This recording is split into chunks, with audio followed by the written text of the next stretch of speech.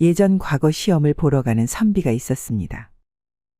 그는 한양으로 가는 도중 숲속에서 밤을 맞이하게 되었고 가까운 오두막 집에서 하룻밤 신세지기로 했습니다. 주인장 계십니까? 그러자 안에서 얼굴이 예쁜 미인이 나와 말했죠. 이 깊은 산 중에 산 사람을 만나기는 힘든 법인데 대체 뉘신데 저희 집을 찾아오셨는지요? 저는 이상한 사람이 아니라 과거 시험을 보러 한양으로 올라가는 선비입니다. 한데 도중에 날이 어두워져 하룻밤 신세지려고 하니 부디 넓은 아량을 베풀어 주시면 감사하겠습니다. 그러시군요. 누추하지만 어서 안으로 들어와 편히 쉬시지요. 여인은 그리 말하고는 선비를 방 안으로 들였습니다. 그리고 조촐한 저녁 밥상을 차려주었죠. 선비는 시장했는지 허겁지겁 밥을 먹고 감사의 인사를 건넨 뒤 옆방으로 건너가 잠을 청했습니다. 막 잠이 들려는 찰나 밖에서 인기척이 들렸습니다. 선비님, 혹여 방바닥이 너무 차갑지 않습니까? 괜찮소 주인장. 너무 신경 쓰지 마시오. 아니 그래도 직접 들어가 확인해 봐야 할 듯 싶습니다. 여인은 괜찮다는 선비의 말을 아랑곳하지 않고 안으로 불쑥 들어왔습니다. 그러자 선비는 놀라 화를 내며 말했죠. 이보시오. 어디 외간 여인이 산에 혼자 머무는 곳에 갑자기 들이닥친단 말이오? 선비가 꾸짖자 여인은 주눅이 들었는지 고개를 아래로 떨어뜨리고는 조근조근 말을 이어나갔습니다. 선비님, 저는 이 산골 오두막 집에서 아버지가 돌아가신 후로 몇 년간 혼자 살았습니다. 그래서 세상 돌아가는 이치를 모를 뿐더러 다른 사람과 접촉할 기회도 갖지 못했지요. 물론 이런 삶이 싫다고는 말하지 않겠습니다. 오히려 사람 눈치 보지 않고 산이 편했지요. 다만 한 가지 하고 싶지만 할 수 없는 것이 있어 마음에 응어리가 져 있는데 그건 계속 말해보시오. 여태까지 남녀간의 정을 알지 못하였고 앞으로 경험해 볼 일도 없다는 것입니다.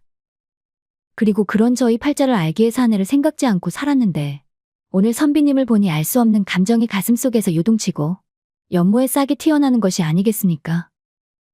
그러니 소저 이리 선비님께 부탁드리겠습니다. 오늘 하루만 저에게 남녀간의 정, 음양의 이치를 알려주십시오. 저를 품에 안아달라는 말입니다. 사실 선비는 여인의 빼어난 용모에 빠져 짐짓 모른 척하고 그녀를 품에 안을까 하는 생각도 해보았죠. 하지만 과거 시험을 앞두고 부정탈 수도 있다는 생각에 그리고 그녀를 안았다가는 발목 잡혀 평생 이곳에서 살 수도 있다는 불안감에 모질게 말을 내뱉었습니다. 못하는 소리가 없구려. 어찌하여 처음 본 외간 남자에게 그리 말할 수 있단 말이오? 못 배운 것이오 아니면 모르는 척하는 것이오? 남자와 여자는 백년가약을 맺은 단 한 사람과 평생을 함께 해야 하거늘 어찌 혼인도 하지 않았는데 정절을 그리 쉽게 내어주려 한단 말이오? 기생들도 그리 하지는 않소. 내 못 들은 것으로 하겠소. 선비님, 하지만 이리 살다간 처녀 귀신이 될지도 모릅니다. 만약 선비님이 떠나신다면 다른 이가 언제 올지도 모르는 일이고요. 그러니 제발 부탁드리겠습니다. 닥치시오. 내 할 말은 많으나 자네에게 받은 은혜로 인해 더 이상 말을 아끼겠소. 그러니 어서 빨리 방으로 들어가 잠이나 주무시오. 선비의 쌀쌀한 말에 여인은 눈물을 흘리며 뒤로 돌아나갔습니다. 세상에 어찌 흘러가길래 혼자 사는 여인이 사내에게 추파를 던지는지 원. 씁쓸한 생각을 뒤로 하고 선비는 곧잠에 빠져들었습니다. 다음 날 잠에서 깬 선비는 어젯밤 일을 다시 생각해 보았습니다. 그리고 자신이 여인에게 너무 모질게 굴었다는 생각을 했죠. 그리하여 떠나기 전에 사과를 하려고 안방으로 가서 여인을 불렀습니다. 주인장 계시오? 주인장, 이제 떠나려고 하는데 내 어제 일에 대한 사과를 하려고 하오. 그러니 잠시 얼굴만 비춰주시오. 선비가 안방 문 앞에서 아무리 불러도 여인은 나오지 않았습니다. 순간 이상한 느낌이 든 선비는 조심스레 방문을 열고 안을 들여다보았죠. 안에는 스스로 손목을 그어 생을 마감한 여인이 보였습니다. 선비는 당황하여 어쩔 줄 모르고 가만히 서 있었죠. 그러다가 정신을 차리고선 짐을 챙겨 도망치듯 그 오두막을 빠져나왔습니다. 그리고 과거 시험은 제쳐두고 곧바로 고향으로 돌아갔습니다. 그 날부터 선비의 꿈에 하얀 소복을 입은 여인이 나타나기 시작했습니다. 그 오두막 집의 여인이었죠. 그녀는 나타날 때마다 선비를 원망하는 눈빛을 하고서는 알 수 없는 저주의 말을 내뱉으며 하염없이 눈물을 흘렸습니다. 여인이 매일같이 나타나니 잠도 자지 못하고 잠이 부족하니 하려고 하는 공부도 안 되고 선비는 더 이상 일이 지냈다가는 큰일이 나겠다는 생각에 옆 마을에 살고 있는 스승님을 찾아갔습니다. 스승님, 하나뿐인 제자 일이 살다가는 제명에 못 살 것 같습니다. 대체 뭔 일이길래 품행을 단정치 아니하고 산 것처럼 그리 오두방정을 떠느냐? 선비는 예전 과거 시험을 보러 가서 생긴 일에 대해 상세하게 말했습니다.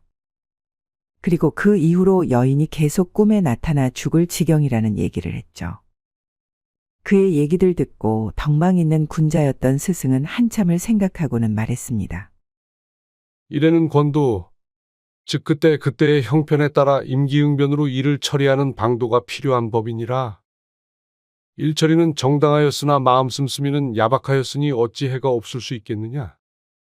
아무리 여인이 잘못을 했다고 해도 어르고 달래 후환이 남지 않도록 했어야 했느니라. 말 한마디에 천냥 빚을 갚는다고 하지 않더냐. 스승님은 그리 말하고는 여인의 집에 다시 찾아가 시신을 수습하고 명복을 빌어주라고 말했습니다. 그 말을 듣자마자 선비는 예전 여인이 기거하던 오두막집으로 향했죠. 그리고 도착하자마자 여인의 방에 들어가 시신을 찾아 앞마당으로 들고 나왔습니다. 그리고 땅을 파서 시신을 묻고 그 위에 돌을 쌓아 올렸습니다. 그 다음 선비는 아침에는 절에 올라가 부처님께 그녀의 명복을 빌고 낮에는 오두막으로 돌아가 부인의 무덤에 앉아 자신의 죄를 뉘우치고 또 뉘우쳤습니다. 물론 사과의 말도 빼놓지 않았죠. 그리 100일쯤 지났을 때 여인이 꿈에서 나타나 말했습니다. 평생 당신을 원망하고 저주하며 괴롭히려고 했습니다. 하지만 이렇게 부처님께 저희 명복을 빌어주고 자신의 잘못을 사과하니 이제 그만 놓아주도록 하겠습니다. 앞으로 선비님의 남은 생에 좋은 일만 있길 바라겠습니다. 감사했습니다. 그 이후로 여인은 선비의 꿈에 나타나지 않았습니다. 그리하여 한결 마음이 편해진 선비는 다시 과거 공부를 시작했고 얼마 지나지 않아 시험에 합격해 관직에 올랐습니다. 그리고 이 일을 교훈 삼아 말을 할 때는 한 번 더 생각하고 말하고 상대방을 기분 나쁘게 하지 않게 행동했습니다. 그리하여 윗사람들에게 많은 총애를 받았죠. 그리고 선비를 좋게 본 사람의 중매로 좋은 아내를 만나 결혼하였습니다. 그렇게 결혼도 하고 아이도 낳고 선비는 죽은 여인이 바란 대로 좋은 일만 가득한 삶을 살다가 갔다고 합니다. 이상 야담설화였습니다. 구독과 좋아요는 사랑입니다. 감사합니다.